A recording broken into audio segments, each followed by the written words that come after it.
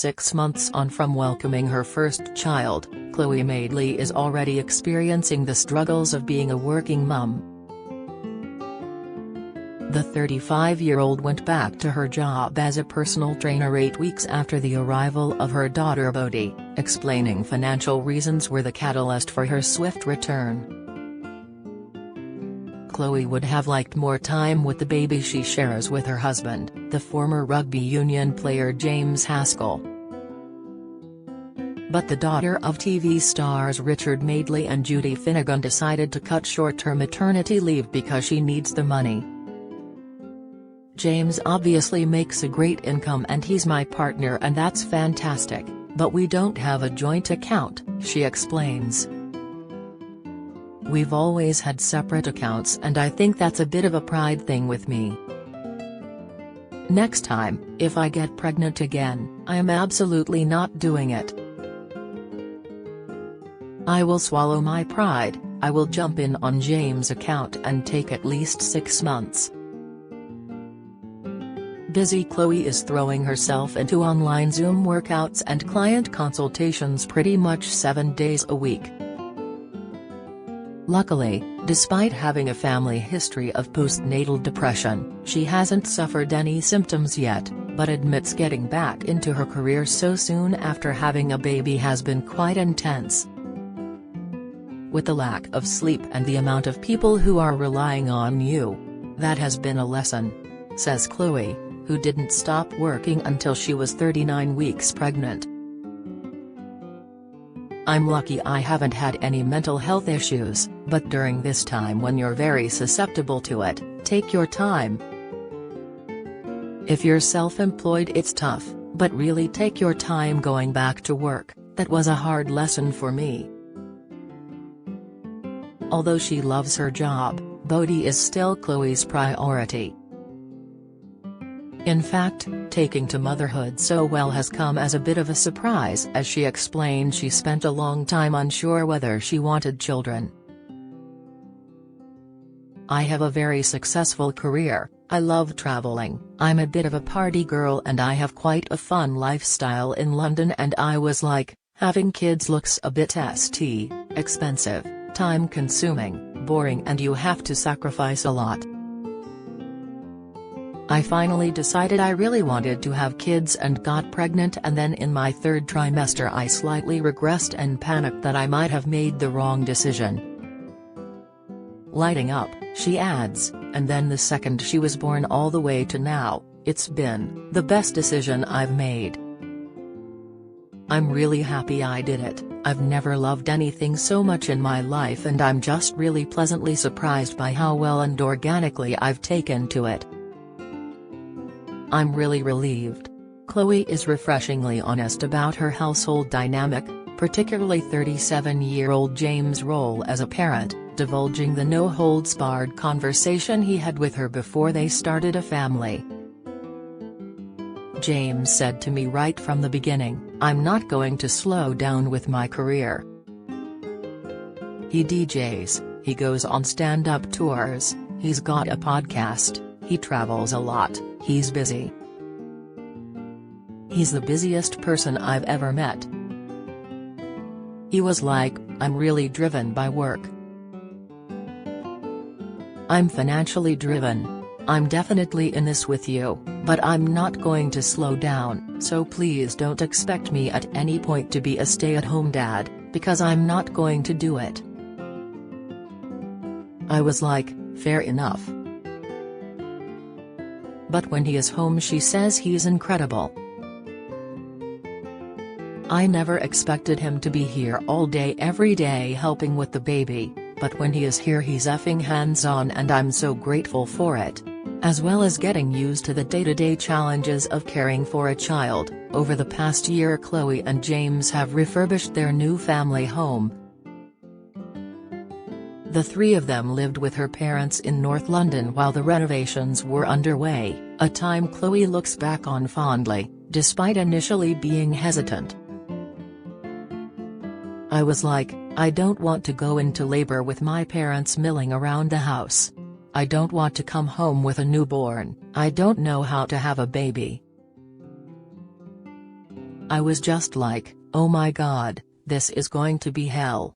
I had a little bit of a meltdown that I managed to compartmentalize and pretend wasn't happening. But, it was the best thing that could have happened. I was really pleasantly surprised. It was really helpful, just to have the emotional support. Richard and Judy boosted Khloe's confidence by reassuring her how well she was doing during those early weeks, and they were also on hand for babysitting duties. My mom basically sees her as another daughter, Khloe says.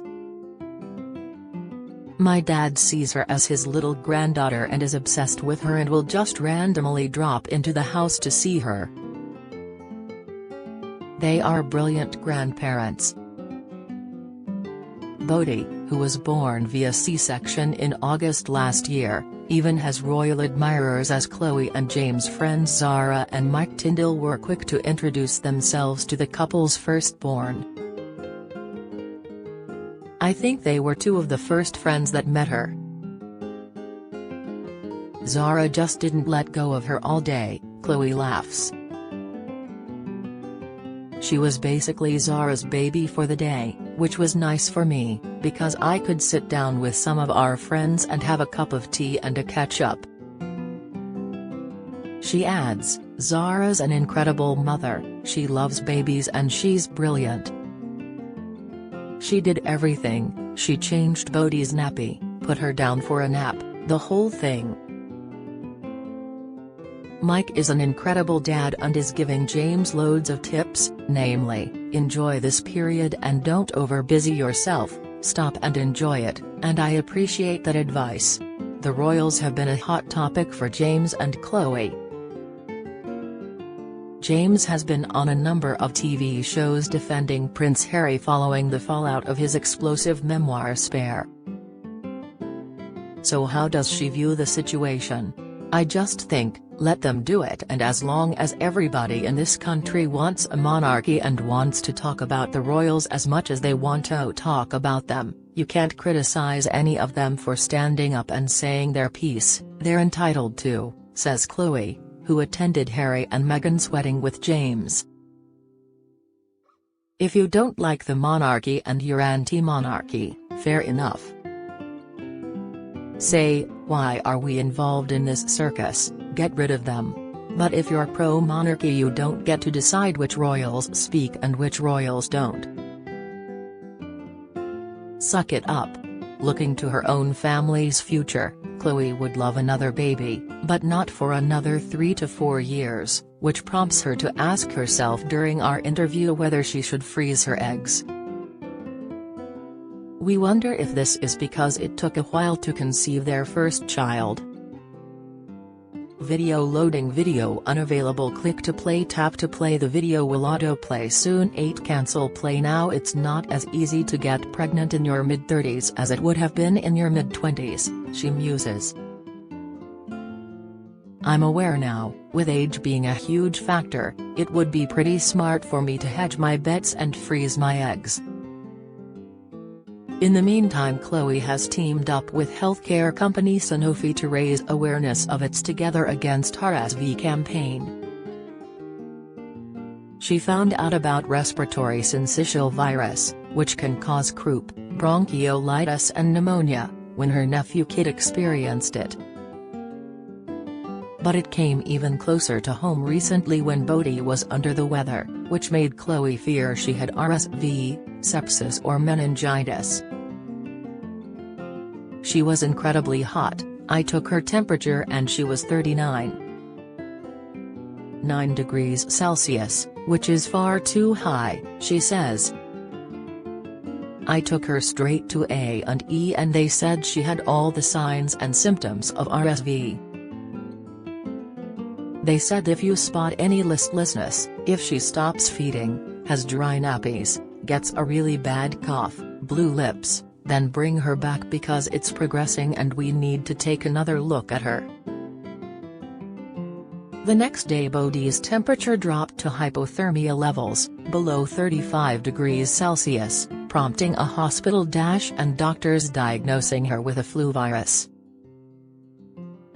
One of the things I really like about the Together Against RSV campaign is that it's really focused on the parents and their mental health and how they deal with it, adds Chloe. Because it's really scary, especially when it's your first baby like me. Chloe is supporting Sanofi's Together Against RSV campaign to raise awareness of infant RSV.